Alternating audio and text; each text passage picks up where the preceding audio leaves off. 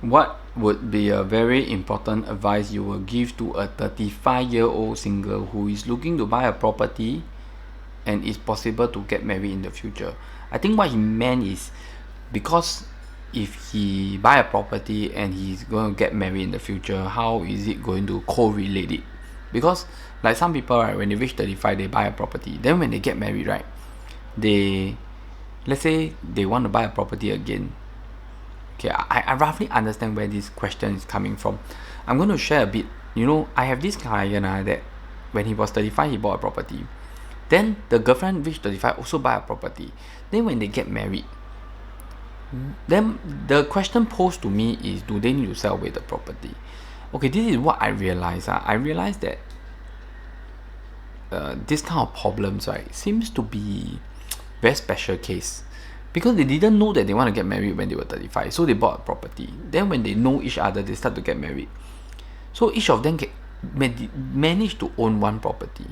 So this is like a privilege to me, because HDB won't force you to say that, hey, you need to sell one away because you got married.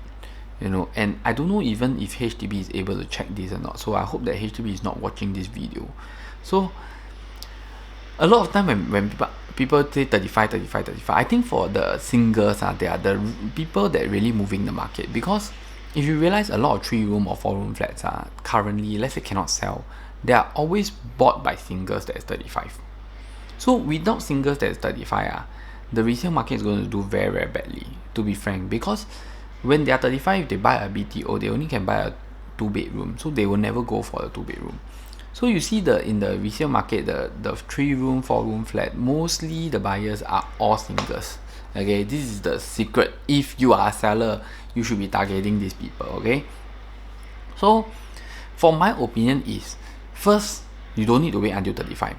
You don't need to wait until 35 because, let's say you are below 35 and you have the financial capability, I think you should just start to invest in a new launch. When you do a new launch, it's progressive payment, so your money installment is very low. So buy something you can afford. Most importantly, you can afford the down payment.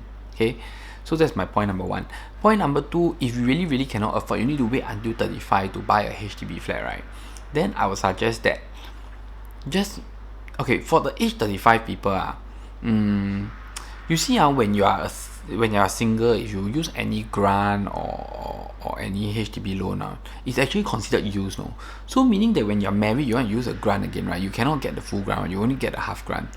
So actually, to me, it's no difference, because you use the first time, you use the second time, you already took your share, then your wife haven't used, then your wife take another share, So I would say, if you reach 35, immediately go and buy a HDB flat. Don't buy too small, frankly speaking. HDB flat, try to be at least 4-room, because if you buy too small, you see, the 3-room flats now, this is just my personal opinion, 3-room flats are getting older and older. You don't see a lot of new 3-room flats around.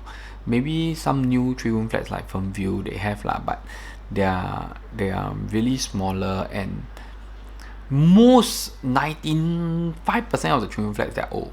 So age is a factor. If you ask me personally, I don't want to explain too much, I won't touch old properties. So 4-room flat, they're still not that bad, and you will find more buyers to buy a 4-room flat than a 3-room flat, in a way. Because 3-room flat, right, basically, normally couples, let's say newlywed couples or PR, they'll all go for 4-room. Very, very hardly people go for 3-room. The demographics are changing, and nowadays, if you look at the 3-room flats, they're really, really very cheap. Those, even in Ang Mo Kio, you can find something at 250,000. As long as they are old, in terms of the lease tenure, they are old, they are 30 over years old, 40 over years old, you'll get them at 250,000 plus minus. So even in Ang Mo Kio, it's possible. Okay, so this is also my opinion why you should get a 4-room flat, because the 4-room flat, they're not very expensive nowadays. I think at about 300 plus 400 you can get one.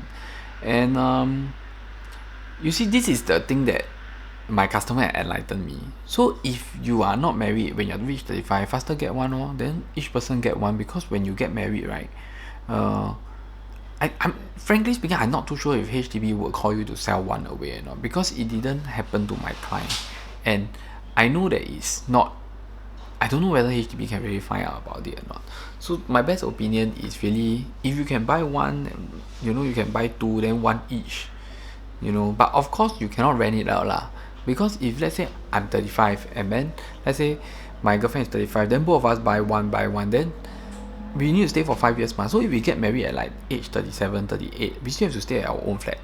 We cannot rent it out, or we can just leave one empty. We cannot rent it out, because if you do room rental, right, you need to stay in the house.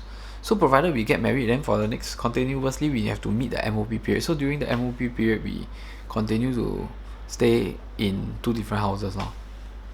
I think it's ridiculous lah, but anyway, that's the only way you can do it. Then if not, you get married at the age of 40 oh, because if you buy at 35, the MOP finish at 40, then you get married at the age of 40, right, then you can rent out one. But when you rent, I don't know whether HDB will audit you or not. You see, so this is the tough part. So actually, to be frank, but this is the HDB problem lah. If you are at private, it doesn't matter because I think a lot of people are going like, let's say they don't wait until they are 35. Means even if they can buy earlier, they buy one. They buy one, if they can afford it themselves when they get married, then the wife can buy another one, or the wife buy one, then when they get married, then the husband buy another one, then they can own two They can avoid ABSD and all these things. So it's still back to the person's capability and whether you can accept it financially or not. I think this is the biggest question. A lot of people they are not able to know whether financially they can afford or not. You see, so you see, this question may sound very easy to many people. It's like, let's say like now I say, so the reason is whether you can afford or not. Then a lot of people will be, it's like they themselves earn how much and they don't know they can afford or not, because they don't have the experience, they don't know how to calculate down payment and everything. So I think for this, you really got to leave it to the consultants, you really got to leave it to the good agents. Okay, why I keep saying good agents, because there's two different kind of agent in the industry, and I do understand that a lot of you complain, a lot of you say, you know, that kind. Yes, I understand. So a good agent have the experience, have the knowledge, have the ability to tell you a lot of things that you don't know. No good agent, they themselves also don't know what to tell you. Okay, they only know, hey, buy lah, faster buy lah, buy this good lah, buy that good lah, you know, it's all with a buy, okay. So basically, I do understand where you're coming from, because I'm in the industry. When I go to the office, I see a lot of all these people also. Okay, so that's it for my video. Hit the subscribe button if you like it, and I see you next time.